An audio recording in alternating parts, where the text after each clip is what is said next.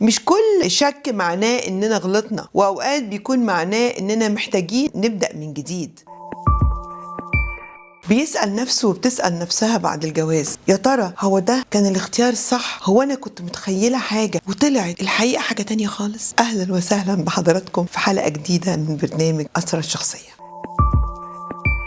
جات لي مشكلة بتقولي كنت شايفة ان الجواز دفء، مشاركة، حضن كبير، لكن اللي انا عايشاه دلوقتي مسؤولية ووحدة وخناقات، وكل يوم بسأل نفسي هو ده الجواز؟ ده اللي حلمت بيه؟ ندى هي اللي بعتت بتقولي انا عندي 31 سنة، متجوزة من 3 سنين. دخلت الجواز وانا شايفة قصص الحب، شايفة الصحاب اللي بيتفسحوا والازواج اللي بيحضنوا بعض في الصور. كنت فاكرة انه هيكون سندي، صاحبي، حبيبي، بس اول شهرين كانوا صدمة. هو مش قاسي بس مش حنين، هو مش بخيل بس مش كريم حتى في كلامه. انا بحاول، بس كل ما يحصل خلاف اقول يمكن لو كنت اخترت غيره كنت عشت اللي بحلم بيه. اعمل ايه يا دكتور؟ ده واحد من اكتر الاسئله اللي بتيجي بعد اول سنه جواز. هو انا اخترت صح؟ الحقيقه السؤال ده طبيعي، لان الجواز بيكشف وبيبين فرق كبير قوي بين التوقع والواقع. لكن الخطر لما السؤال يتحول لهروب بدل ما يبقى دعوه للتصحيح. يعني لما السؤال يبقى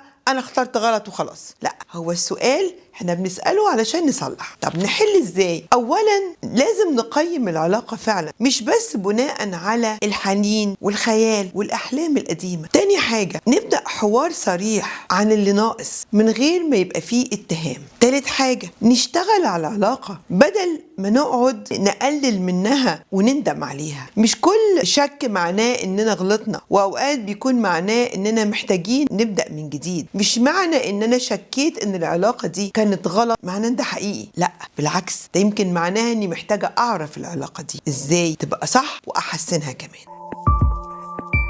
وفي نفس الوقت واحدة بتقولي، بعتلي على البيج تقولي كنت فاكرة انه هيتغير بعد الجواز. قالت لي كان عنيد، عصبي، ما بيسمعش حد، بس كنت بحبه. النهاردة هو لسه زي ما هو، وانا بقيت مش طايقة اكون هنا. عبير عندها 35 سنة، هي متجوزة من 5 سنين. هي كانت عارفة عيوبه بس كانت فاكرة الحب هيصلح. هو كان صعب في مناقشاته من الاول، بيصر على رأيه وما بيعتذرش بسهولة. كان بتقول لروحها الجواز هيهديه، الجواز هيحسسه، المسؤولية هتخليه أهدى من كده. بس الحقيقة هو زي ما هو، يمكن أكتر. وهي بقت متوترة طول الوقت، مش عارفة تتكلم، وبتسأل نفسها هي ما سمعتش صوت عقلها ليه. بصي، أولا الخطأ الشائع الاعتقاد إن الجواز بيغير الناس. الحقيقة لا، الجواز بيكشفهم وبيضخم صفاتهم. يعني العصبي شوية هيبقى عصبي قوي، البخيل شوية هيبقى بخيل قوي. يعني الصفات بتوضح أكتر. ما تعاملتيش مع عيوب واضحة قبل الجواز بتتحول بعد الجواز لأزمات مزمنة. يبقى الحل ما ينفعش نعيش على أمل التغيير من طرف واحد. لو في عيب مكرر ومؤذي لازم يتفتح حوار حقيقي. قوليله أنا تعبانة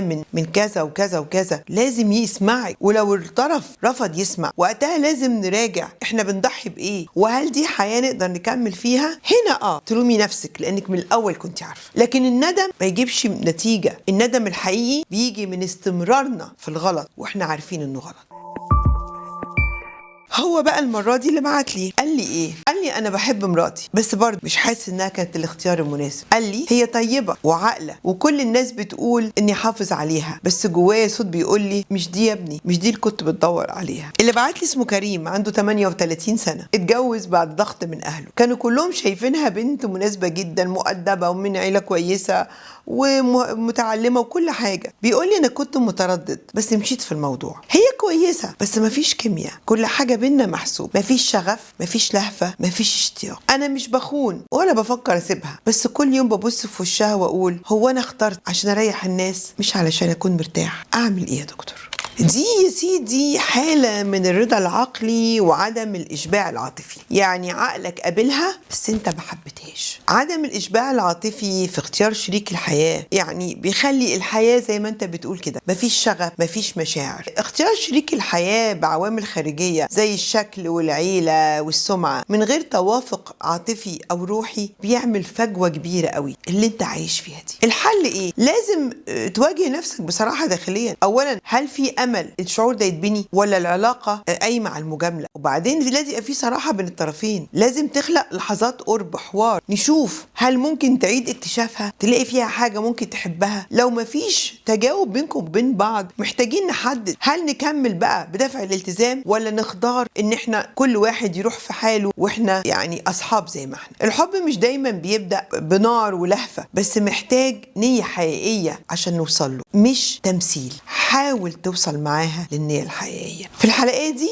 ندى كانت تايهة بين الحلم والواقع، عبير كانت مكبوتة من جواها بسبب توقعات ما اتحققتش، وكريم كان بيحب مراته بعقله بس قلبه مش معاها خالص. سؤال هو انا اخترت صح؟ سؤال مؤلم قوي، لكن كمان هو مهم. ما تخافوش منه، بس كمان ما تستعجلوش في الرد عليه. راجعوا نفسكم، راجعوا شريككم، وابدأوا تشوفوا ينفع تبتدوا من جديد سوا، ولا هو الحل ان كل حد يدور على راحته بعيد. الأهم ما تكملوش في علاقة وانتم مش جواها، لأن لو كملتم فيها انتوا الاتنين هتبقوا براها، مش هيبقى فيه علاقة أصلا. خلصت حلقتنا النهاردة، بس ما خلصتش لقاءاتنا. أقابلكم إن شاء الله في حلقة جديدة من أسرار الشخصية مع أمنية. أشوفكم على خير وسلام.